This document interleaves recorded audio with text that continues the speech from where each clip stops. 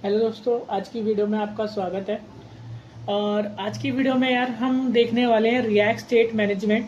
ठीक है, state management जो हुक होते हैं हमारे, मैंने बताया था जब आपको इस वीडियो में, ठीक है, आप रिएक्ट प्लेलिस्ट में जाएंगे तो मैंने बताया था कि क्लास बेस्ड कंपोनेंट होते हैं। आप देखेंगे मास्टर रिएक्ट सीरीज की क्लास बेस्ड और फंक्शन बेस्ड कंपोनेंट होते हैं।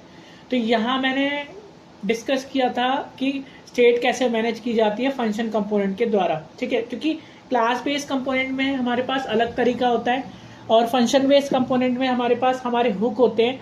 तो वहां पर हमारा ना स्टेट मैनेजमेंट होता है। अब स्टेट क्या होता है इसके बारे में बात कर लेते हैं। देखो, हुक्स क्या होते हैं ना, मैं हुक से एक सिंपल भाषा में बात करूँ तो हुक क्या होते हैं ना, ऐसे ऐसे फंक्शन या ऐसे तरीका, ऐसा वे जिसमें हमारा ना स्टेट को मैनेज किया जाए। स्टेट मतलब वेरिएबल या डेटा को, जो स्टोर होता है डेटा, उसको मैनेज किया जाए। हम पहला हुक पढ़ने वाले हैं। हालांकि मैं अपनी वीडियो में, पिछली वीडियो में यूज स्टेट को बहुत यूज कर रहा हूँ, इसलिए आपको पता भी होगा यूज स्टेट कैसे काम करता है। लेकिन मैं अच्छे से एक्सप्लेन करने वाला हूँ और ज़्यादा बेटर तरीके से कोशिश करूंगा, क्योंकि बहुत सारे लोगों ने तो नहीं करा था, लेकिन कुछ लोगों ने यूज स्टेट के बारे में बताया था कि ना भाई ये हमें समझ नहीं आया। तो मतलब मैंने डाला था, एक शॉर्ट डाला था कि यूज स्टेट के बारे में कि कैसे काम करता है। तो अगर मैं अपने चैनल पे चले जाऊँ और स्टेट के बारे में यहाँ पे देखूँ तो ये रहा use state, react use state मेरी वीडियो है। यहाँ पर शॉर्ट्स है, सॉरी शॉर्ट्स है। और यहाँ पर किसी ने कमेंट किया था कि ना मुझे ये समझ नहीं आया, कहा था कि भाई काम कैसे करता है और वो तो बताया ही नहीं कि कैसे अपडेट होता है। तो मैंने कहा कि चलो मैं एक वीडियो बनाया है, उसमें आप देख लेना कि किस तरह से। वैसे थैंक यू फॉर वैभव जी, ठीक है, इन्होंने कमेंट किया, अपना वैल्यूबल कमेंट किया। तो ये मुझे अच्छा लगा कि आप लोग कमेंट कर रहे हो यार, क्योंकि मैं तो कोशिश कर रहा हूँ आपको समझाने की, और आपको समझ में आ रहा है या आप बताएंगे कि मुझे खुशी होगी कि आप लोग मुझे कमेंट सेक्शन में बताएं कि कैसे काम कर, मतलब कैसे मैं समझा पा रहा हूँ। ठीक है, मैं तो अब देखते हैं यूज स्टेट हुक। सारी बातें छोड़ते हैं, यूज स्टेट हुक के बारे में बात करते हैं। देखो, यूज स्टेट हुक क्या करता है कि ना स्टेट को मैनेज करता है और कंपोनेंट में अलाउ करता है कि स्टोर करे एक डेटा को और मैनेज करे एक डायनेमिक डेटा। जैसे कि एग्जांपल, डायनेमिक डेटा का मतलब होता है कि चेंज करता रहे, डेटा चेंज होता रहे। मतलब उस वेरिएबल की जो वेरिएबल है हमारा, उसके अंदर कोई भी डेटा चेंज होता रहे, यूज स्टेट हुक ये हेल्प करता है। और कुछ फंक्शन देता है जिसकी मदद से वो जो वेरिएबल है वो डेटा चेंज होता रहे। अब क्यों जरूरत पड़ती है हमें स्टेट की? देखो, स्टेट क्या करता है, अलाउ करता है कंपोनेंट को री रेंडर करने के लिए जब भी डेटा चेंज होगा। देखो, कंपोनेंट अगर री रेंडर नहीं होगा तो डेटा चेंजेस नहीं दिखाएगा। ये हेल्प करता है डायनेमिक वैल्यू मैनेज करने के लिए। जैसे कि इनपुट के अंदर, यूजर इनपुट के अंदर कोई वैल्यू है वो चेंज करने के लिए, एपीआई रिस्पॉन्स, अगर एपीआई से डेटा आ रहा है तो उसको रखने के लिए, यूआई में इंटरसेक्शन करने के लिए, ये सारा काम करता है। ये लोकल स्टेट को भी, local state to a component can be updated. मतलब ये क्या करता है कि अपडेट कर सकता है। प्रॉप्स की तरह नहीं है कि प्रॉप्स ने डेटा ले लिया और ये चेंज नहीं करेगा, ये चेंज कर सकता है। ये क्या करता है, एक वेरिएबल देता है जिसमें वैल्यू स्टोर होती है, और दूसरा एक फंक्शन देता है जिसमें वैल्यू अपडेट होती है उस वेरिएबल की। ठीक है, अब देखो यहाँ पर समझते हैं कि ना क्या हो रहा है। यूज स्टेट जो होता है, दो एरे को होल्ड करके रखता है। जैसे ये दो एरे हैं, ये एरे ही है जिसमें से पहला वाला वेरिएबल है और दूसरा वाला एक फंक्शन है। फंक्शन क्या करता है कि काउंट की वैल्यू को अपडेट करता है, तब जाके वो चीज चलती है। तो ये यूज स्टेट है और कुछ नहीं है, इससे बड़ी चीज है भी नहीं है। और इसकी बेस्ट प्रैक्टिस होती है यूज सेट काउंट एग्जाम्पल, ऐसे मैंने बता रखा है अपनी वेबसाइट के अंदर। मैं पर अच्छे तरीके से और भी बताता हूँ कि क्या होता है। देखो, यहाँ पर आते हैं हम और इसको ना कमेंट कर लेते हैं, और यहाँ पर ना मैं इसको भी कमेंट कर देता हूँ। अब करना क्या है, मैं यहाँ पर आता हूँ। ठीक, कमेंट क्या करना है, इसे हटा ही रहा हूँ मैं, इसको हटा देते हैं। ठीक है, हटा दिया मैंने, ये कोड मैं आपको दे दूंगा। ठीक है, अब मुझे क्या करना है ना, बटन क्लिक करने में वैल्यू चेंज होनी चाहिए, तो उसके लिए मैंने H1 बनाया। इसके अंदर मैंने लिखा 0। ठीक है, अब मैं यहाँ पे सिंपल सा क्वेश्चन हमने पहले भी करा था, उसको मैं अच्छे से समझा दूँ। क्लिक और इंक्रीज वैल्यू, इंक्रीज वैल्यू और डिक्रीज वैल्यू। आप इंक्रीज कर सकते हो और डिक्रीज करना चाहो तो डिक्रीज भी कर सकते हो। मैं डिक्रीज के लिए भी एक बटन बना देता हूँ यहाँ पे, डिक्रीज के लिए भी। तो सिर्फ डिक्रीज, यहाँ डिक्रीज। ठीक है, स्पेलिंग गलत हो सकती है, मैं नो डाउट गलत नहीं होगी, पर आप देख लेना आप स्पेलिंग वगैरह को। मैं दो वेरिएबल बनाता हूँ। मैं यहाँ पे यूज स्टेट को यूज करने के लिए क्या करना होता है, सबसे पहले यूज स्टेट को करने के लिए आपको रिएक्ट में यूज स्टेट इंपोर्ट करना होता है कुछ इस तरह से। मेरे में हो रखा था इसलिए, क्योंकि मैंने पहले में इसे यूज किया है पहली वाली वीडियो पे।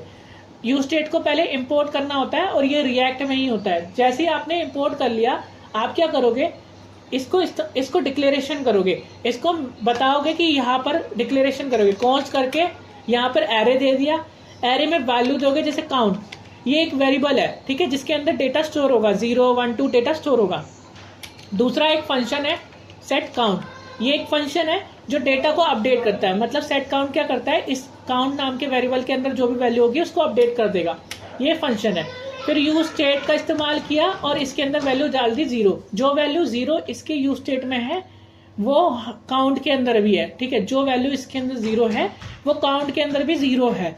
लेकिन हम अपडेट कर सकते हैं सेट काउंट को। यूज स्टेट क्या करेगा कि जब भी अपडेट करेगा इस पूरी वैल्यूज को, तो कंपोनेंट को री रेंडर कर देगा, ठीक है, सिंपल भाषा में।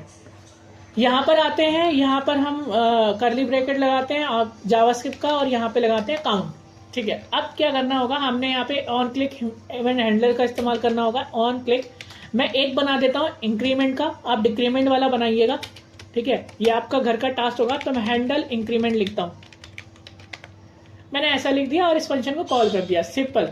अब ये फंक्शन मैं बना भी लेता हूँ, क्योंकि वो बोलेगा, मुझे एरर देगा कि फंक्शन बनाओ, तो कॉन्स्ट करके ये फंक्शन बनाते हैं, फैट एरो फंक्शन, इस तरह से ये।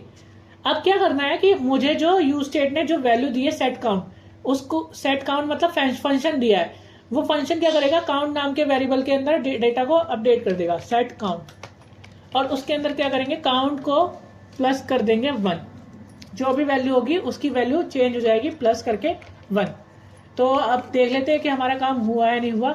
ये इस तरह से दिख रहा है। मैं इसको ना कलर को चेंज करने के लिए क्या करता हूँ, डिप को हटा देता हूँ, तो यहाँ हटाया और ये इस तरह से। जैसे इंक्रीमेंट करूंगा, देखो इंक्रीमेंट होने लग गया, तो आपको समझ में आया। जैसे ही बटन क्लिक करूंगा उस काउंट की वैल्यू चेंज होती रहेगी, किसके इस मदद से, सेट काउंट की मदद से। ऐसा और भी फंक्शन बना लो डिक्रीमेंट करने के लिए। तो मैंने डिक्रीमेंट यहाँ डाल दिया है एक फंक्शन, और इस तरह से आप चाहो तो ऐसे बना सकते हो, पर मैं आपको सजेशन दूंगा कि आप डिक्रीमेंट से पहले हैंडल लगा दो, थोड़ा ठीक सा लगता है कि हम डिक्रीमेंट को हैंडल कर दें, ठीक है।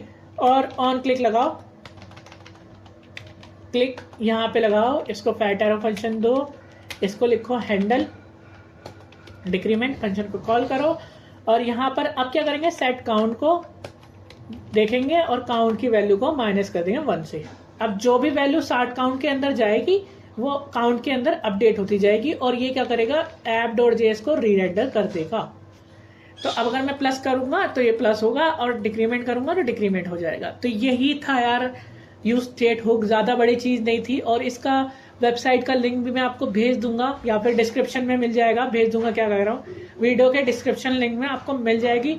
अगर नहीं मिलती है तो आप इधर जाएं, अब मेरे चैनल के अंदर यहाँ पर आप मोर करेंगे तो यहाँ पर भी वेबसाइट का लिंक है, इस पर क्लिक करो, वेबसाइट पे पहुंच जाओगे, और ट्यूटोरियल में जाकर यहाँ पर React.js लिखा होगा। वैसे जो जावास्क्रिप्ट का भी है, पाइथन का भी है, और MySQL DSA वगैरह सब है इसमें, पर React.js पे जाओगे, क्लिक करोगे तो यहाँ पर आपके टॉपिक मिल जाएगा, और उस टॉपिक के बिहाफ पर आप पढ़ सकते हो, ठीक है। तो आई होप कि आप समझ में आया होगा आपको। तो मिलते हैं नेक्स्ट वीडियो में, और इसे वीडियो को यार शेयर करना, लाइक करना मत भूलना, ठीक है। वीडियो को, चैनल को सब्सक्राइब कर लो यार, थोड़ी सी मेहनत लगती है, एक बेल आइकन दबा दो और शेयर करो यार, जितने लोग देखेंगे सपोर्ट करेंगे, मुझे अच्छा लगेगा, ठीक है।